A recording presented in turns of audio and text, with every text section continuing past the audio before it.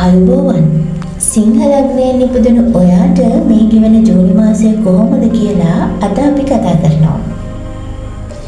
ඔයා කොහොමත් කැපී පෙනෙන නායකත්ව ලක්ෂණ තියෙන කෙනෙක්. මේ මාසයේ ඔයාගේ ඒ ස්වාභාවික නායකත්ව ගතිගුණ තවත් වර්ධනය වෙනවා වගේ ඔයාට දැනෙවි. ඔයාගේ වටේ ඉන්න අය ඔයාගේ කායික මානසික ශක්තිය ආදර්ශයට ගන්නවා වගේ හැඟීමකින් ඔයා දිහා බලාගෙන ඉන්නවා. ඒ තරම් හැමදේම දරාගෙන එළියට පෙන්නන්නේ නැතුව ඉන්න පුළුවන් ශක්තිය මේ මාසය ඇතුලේ ඔයා තුළ ක්‍රියාත්මක වෙනවා. ඒ පුංචි උපදේශක්. හැමදේම තනියම දරා ගන්න උත්සාහ කරන්න එපා. ඔයාගේ වෘත්තීය ජීවිතය ඇතුලේ වැඩ පිළිගැනීමක් ගෞරවයක් ලැබෙන කාලයක් තමයි මේ ගෙවෙන්නේ. හැමදේටම නිර්භීතව ඉදිරිපත් වෙන්න. ඒ තෝරන දෙයකට සූදානමින් ඉන්න. පුළුවන් නම් විශාල වියදම් වලින් ටිකක් වැළකීලා ඉන්න උත්සාහ කරන්න.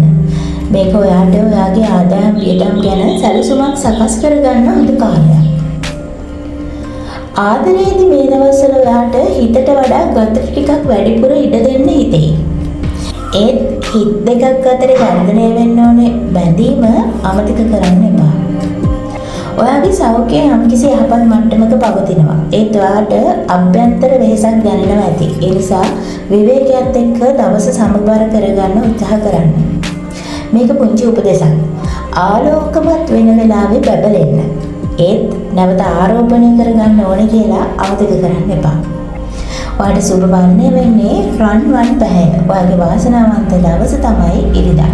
එහෙනම් ජූනි මාසයේ සිංහල ලග්නයේ ඔයාට වාසනාවන්ත මාසයක් වේවා කියලා ප්‍රාර්ථනා කරනවා.